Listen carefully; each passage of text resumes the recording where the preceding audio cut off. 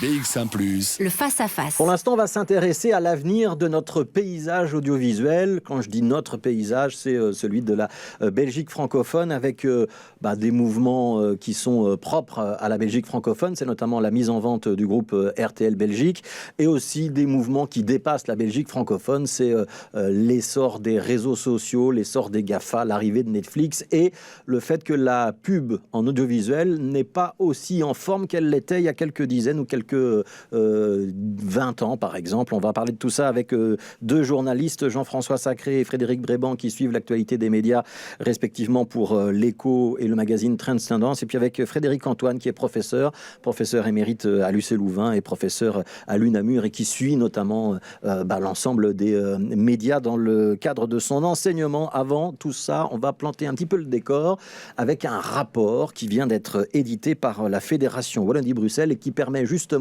de faire un petit peu le point sur l'enjeu de la publicité en matière de télévision. Vanessa Lhuillier.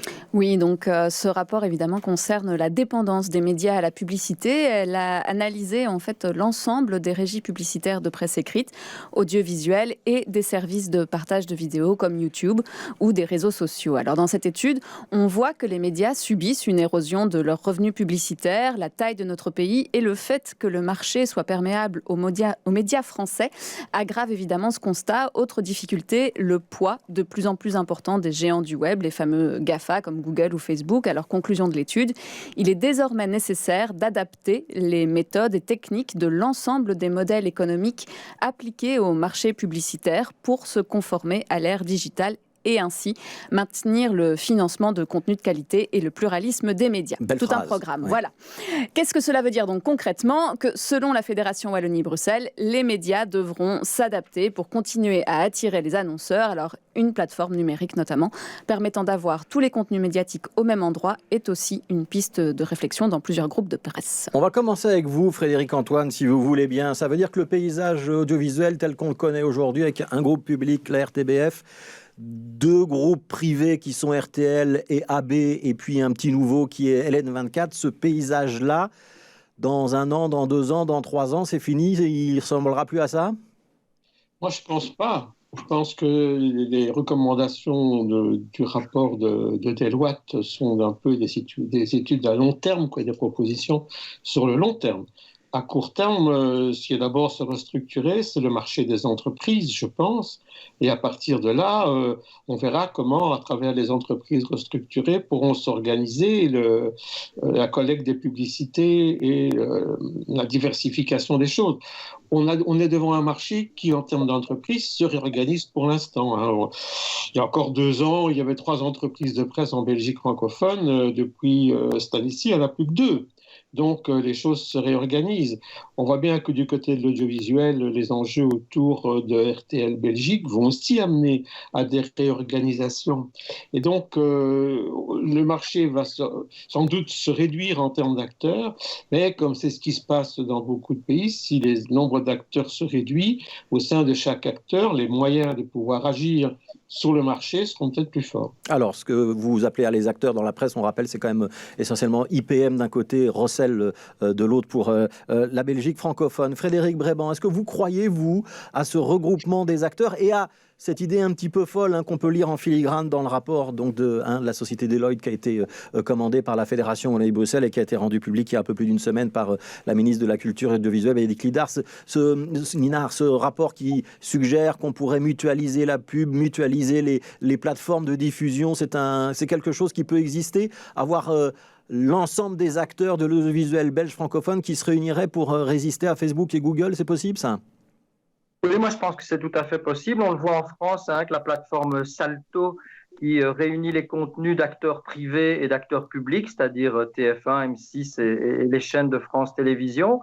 Alors chez nous, il y a une plateforme qui s'appelle Ovio, qui est la plateforme de la RTBF, mais il ne faut pas oublier que Ovio s'est ouvert depuis plusieurs mois déjà au contenu de AB et plus récemment au contenu de LN24. Donc c'est une première tentative d'espèce de plateforme numérique commune.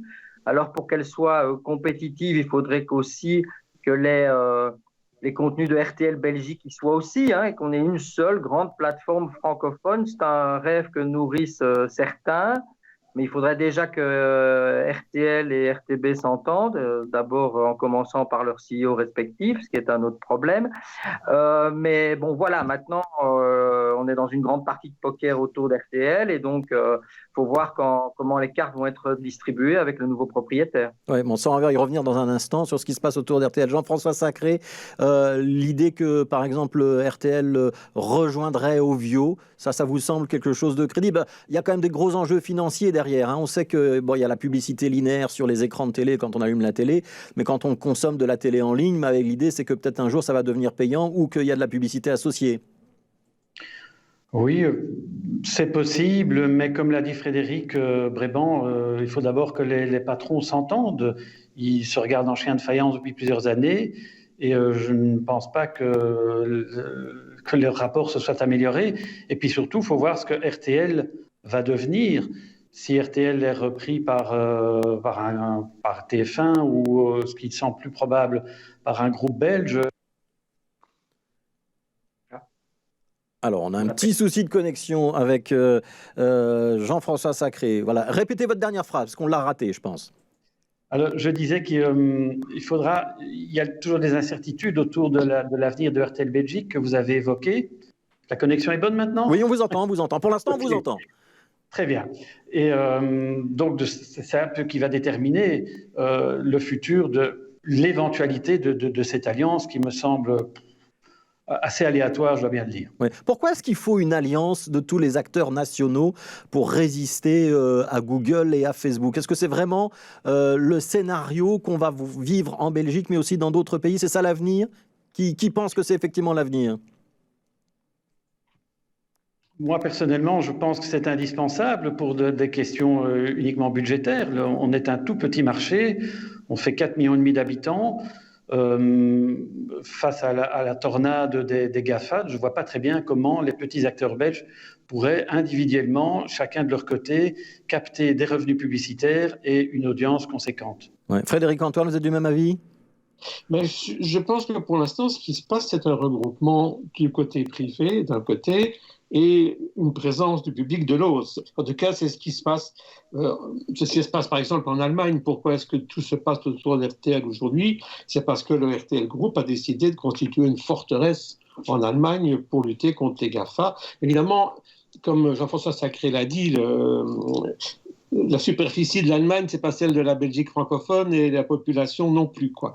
Mais c'est beaucoup plus difficile, à mon sens, d'associer des acteurs privés et publics. Oui, on peut le faire comme en France, comme l'a dit Frédéric Bréban, pour faire une plateforme commune, mais de là à ce qu'on crée une sorte de bourse commune pour faire rentrer tout l'argent du marché publicitaire, etc., ça me paraît quand même un peu compliqué, d'autant qu'on sait bien qu'entre les acteurs privés et publics, il y a quand même pas mal de débats sur qui peut bénéficier de la manne publicitaire, quoi. On l'a bien vu en Belgique, très longtemps, RTL et les groupes de presse se sont battus contre la RTBF parce qu'elle possédait la publicité. Ouais. Frédéric Bréban, j'ai envie de vous poser cette question-là. Donc, il y a 3 chaînes pour la RTBF, il y en a 3 pour RTL, il y en a 2 pour AB, il y a LN24. Il y a aussi des chaînes françaises qui démarchent de la publicité en Belgique. Est-ce que, tout simplement, le gâteau n'est pas devenu trop petit pour toutes ces chaînes-là? Et quand on sait qu'une part substantielle du gâteau, je pense que c'est à peu près la moitié maintenant, part vers les réseaux sociaux, hein, quand on parle de publicité, il faut se résoudre à l'évidence et se dire, bah oui, il y a beaucoup trop de chaînes pour les Belges francophones. C'est clair, hein, il y a la perméabilité du marché de la Fédération Wallonie-Bruxelles au marché français qui vient saboter. Je vais vous donner un chiffre, hein. J'ai lu le fameux rapport Deloitte, 200 pages, des choses très intéressantes. Bon, il y a des chiffres qu'on connaissait déjà, mais je vais en illustrer un.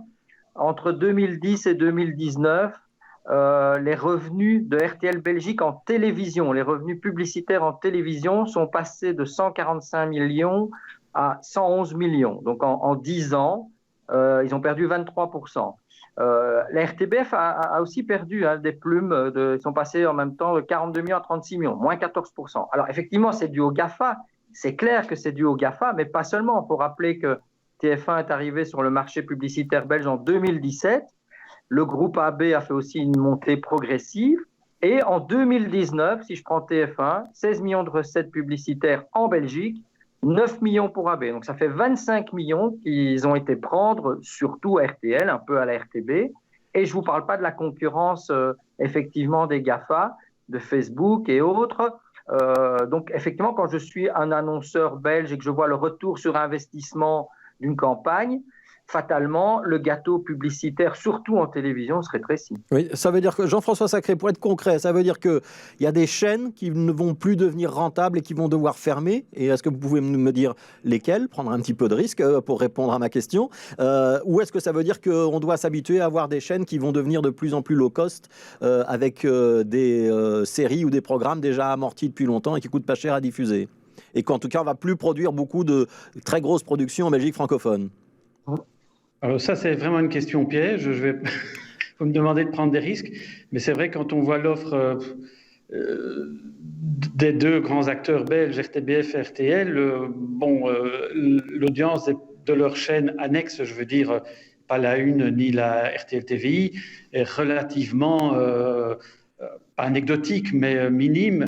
Et donc, peut-être qu'il y aura des arbitrages à faire là-dedans. N'oublions pas non plus que le téléspectateur, lui, la télé en direct, il la regarde de moins en moins. Un chiffre, puisqu'on aime bien les chiffres dans cette émission, je pense. Il y a 5 ans, le téléspectateur belge francophone regardait la télévision 192 minutes par jour en direct. Maintenant, c'est plus que 163 minutes. Ouais. On me dirait que c'est encore beaucoup, mais c'est quand même presque une demi-heure de moins. Et où va cette audience? Elle va essentiellement vers Netflix, Amazon Prime et maintenant Disney+. Ouais. Donc, effectivement, il est possible qu'une rationalisation de l'offre doive se faire. Ouais, Frédéric Antoine, ça veut dire que les acteurs belges, notamment les sociétés de production et tous ceux qui travaillent dans l'audiovisuel, ils sont menacés aujourd'hui? Moi, je pense qu'ils sont menacés, que l'avenir du groupe RTL déterminera une partie de leur existence ou pas, quoi. C'est-à-dire que celui qui va racheter le groupe RTL, est-ce qu'il va conforter l'ancrage belge de RTL et donc considérer qu'il faut faire des productions nationales, ou bien au contraire faire de RTL une sorte de chaîne low cost, comme on vient de le dire, et donc supprimer ce qui coûte le plus cher. Et notamment l'info. Il n'y a pas que la production, il y a l'info. L'info, c'est ce qu'on regarde le plus en Belgique, et on est le seul pays au monde où le journal télévisé est le programme le plus regardé tous les jours. Donc c'est l'info qui fait les médias télévisés en Belgique, mais c'est ce qui coûte énormément d'argent. Donc, si on veut faire des économies, c'est aussi là-dessus qu'on peut les faire. Alors, on va justement faire un petit zoom sur RTL, puisqu'on en a déjà beaucoup parlé, que visiblement, c'est quand même un petit peu le cœur du sujet, Vanessa Lhuillier. Oui, donc tout commence en fait en janvier dernier, quand le groupe international Bertelsmann, qui possède notamment RTL, amorce des pourparlers pour vendre ses activités françaises au sein du RTL Group. Alors, pourparlers qui se sont achevés il y a quelques jours avec cette annonce que Bouygues, maison mère de TF1, rachètera donc les parts de Bertelsmann dans M6, avec à la clé une fusion des deux groupes en un seul. Alors à eux deux, ils représentent 30% de l'audience en France et surtout les 3/4 du marché publicitaire. Et côté belge, RTL Belgique est également à vendre, alors qu'il était possédé de longue date par Bertelsmann, avec plusieurs candidats au rachat, comme le groupe flamand SBS qui possède Telenet, DPG Media, donc qui possède VTM, ou le groupe Rossel, propriétaire notamment du Soir et de Sud Presse. Oui, alors je vais peut-être vous poser directement la question, Jean-François Sacré. Est-ce que RTL, coupé des chaînes françaises, et notamment de M6, alors qu'on sait qu'RTL achète beaucoup de programmes à M6, c'est un RTL complètement différent qui pourrait arriver sur nos écrans d'ici quelques années ? Probablement, parce que il faudra voir les accords qui sont passés. Pour le moment, il y a une espèce de pacte de non-agression. M6 ne diffuse pas son programme en Belgique. Mais maintenant que M6 ne fait plus partie ou ne va plus faire partie de la même maison qu'RTL, est-ce qu'ils vont reprendre leur liberté totale en Belgique, pouvoir venir concurrencer RTL Alors là, c'est très embêtant pour RTL parce que c'est non seulement la publicité, mais surtout le contenu, puisque quelques-uns des plus grands succès d'audience RTL TVI, ce sont des programmes qui proviennent de M6. Ouais. Vous y croyez, ça, vous, Frédéric Bréban, un RTL qui subsisterait sans avoir accès au catalogue d'une chaîne française, que ce soit M6 ou TF1 d'ailleurs, hein ? Oui, ça pourrait exister de fait, mais moi je n'évacuerais pas trop vite le scénario M6 qui maintenant est absorbé par TF1, pourquoi TF1 et M6 ne pourraient-ils pas s'offrir à plus ou moins long terme RTL Belgique et continuer à bénéficier de cette chaîne-là. C'est un des scénarios, c'est loin d'être le plus probable. Il faut d'abord examiner les scénarios belges, c'est-à-dire Rossel qui possède Le Soir, Sud Presse et qui a toujours rêvé d'avoir un canal audiovisuel, un peu pour faire comme DPG Média, ancien de Pers Group, qui possède plusieurs quotidiens et surtout VTM. Et on sent que Rossel veut vraiment avoir ce modèle-là et serait un contrepoids francophone. Et là, Rossel pourrait très bien, alors à ce moment-là, s'il n'y a plus aucune connexion avec M6, comme disait Jean-François, oui, il pourrait continuer à maintenir un contrat, pourquoi pas, ça se discute, ou essayer de développer un pôle contenu un peu plus ambitieux, d'autant plus que je me reconnecte au rapport Deloitte qui encourage vivement la production locale. Et Rossel aurait son mot à dire à ce niveau-là. Ouais. Alors il y a quand même des emplois aussi derrière. On va rappeler quand même que le groupe RTL, c'est près de 600 personnes qui sont employées par l'ensemble du groupe. Frédéric Antoine, si j'entends bien tout ce qui se dit, il y a quand même plusieurs scénarios possibles. Qu'est-ce qui vous semble le plus cohérent, le plus avantageux du point de vue du téléspectateur et le plus peut-être pertinent du point de vue du monde politique? Ce serait un RTL qui serait dans un grand groupe francophone? Ce serait un RTL qui serait dans un grand groupe belge, avec un acteur flamand dominant sur le côté néerlandophone du pays, ou ce serait un RTL qui resterait avec les yeux tournés vers la France, du point de vue du téléspectateur, du point de vue du monde politique et peut-être du point de vue du monde des affaires? Moi, j'ai toujours pensé que le scénario qui aurait été le plus efficace, entre guillemets, c'était le rachat par TF1.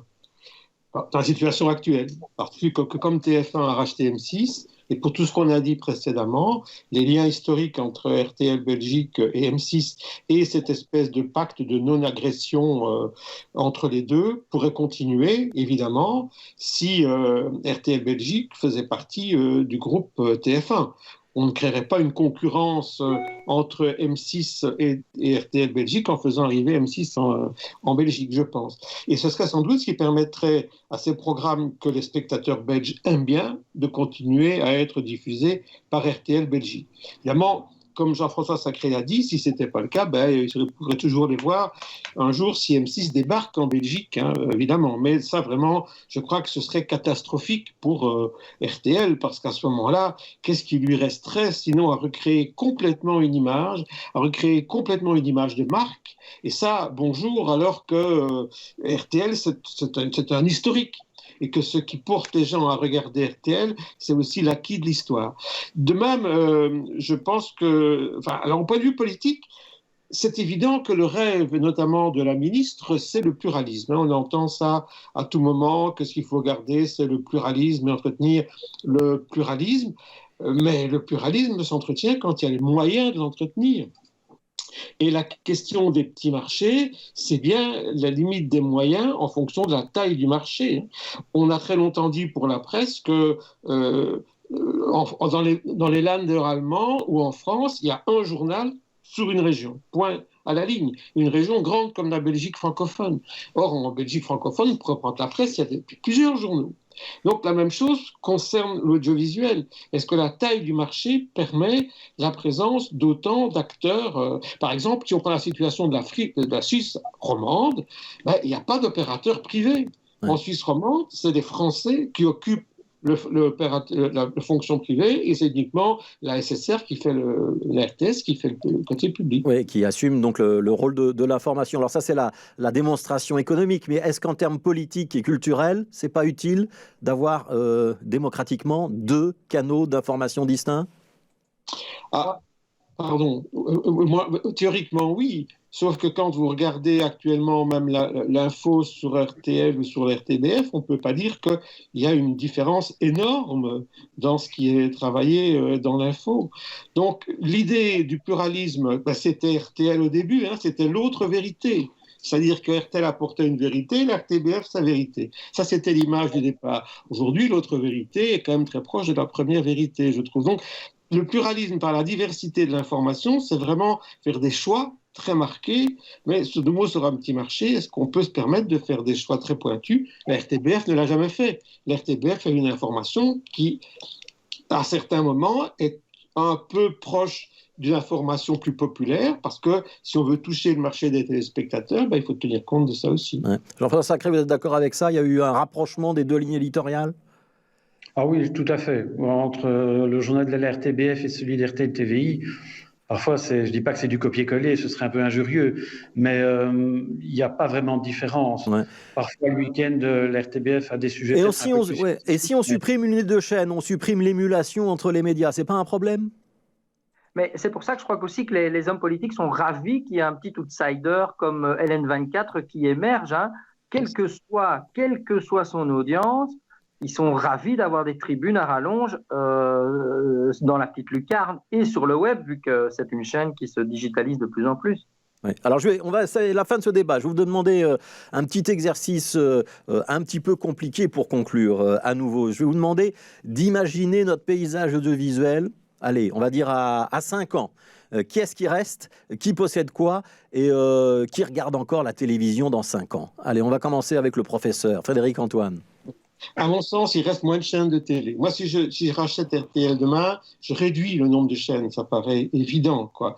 Du côté de l'audiovisuel public, par contre, je ne suis pas sûr que ça changerait beaucoup, dans la mesure où les chaînes sont pointues, en partie en tout cas, elles restent typiques. Hein. Il restera typique si typique peut encore créer son image de marque, ce qui n'est pas le cas pour l'instant. L'ancienne 2. Hein. Oui, c'est ça. Et non plus chaîne subventionnée, donc à mon avis, il y a encore de nombreuses années pour remplir tout simplement des missions de service public. Donc moi, je vois bien la RTB continuer avec ses chaînes, et la télé sera toujours concurrentielle sur le direct, sur les grands événements sportifs, sur des émissions même de type The Voice, parce qu'il y a l'émulation du direct, même si, attention aux GAFA, qui s'offrent de plus en plus les droits sportifs. On le voit avec Amazon, qui vient de s'offrir quelques matchs de Roland-Garros. Donc, on pourrait imaginer que pour des grandes compétitions sportives, ce soit les GAFA qui, un jour, remportent la mise. Ouais. Jean-François Sacré, votre vision à 5 ans? Oui, je suis assez d'accord avec tout ça. Moins de chaînes, notamment dans le privé, et on peut dire ce qu'on veut, mais encore une prédominance des GAFAN, avec peut-être l'arrivée de nouvelles plateformes au-delà de celles que l'on connaît. Ouais, mais il restera des journaux télévisés, quoi qu'il arrive, ou pas? Frédéric Antoine. Oui, il en restera, parce que c'est ça qui donne l'info, c'est en direct. Le direct, c'est ce qui fait la télévision. On tombe sur l'information quand elle est là, et en Belgique francophone, en gros, la culture, elle passe par là. Parce qu'il y a très peu de contenu dans d'autres programmes de télé qui créent l'identité culturelle de la Belgique francophone. L'info la crée. Merci beaucoup, merci à tous les trois pour vos éclairages, votre analyse. Il y avait donc Frédéric Bréban pour Transcendance, Jean-François Sacré pour l'Écho et Frédéric Antoine, professeur à l'UC Louvain et à l'Université de Namur. Merci à tous les trois.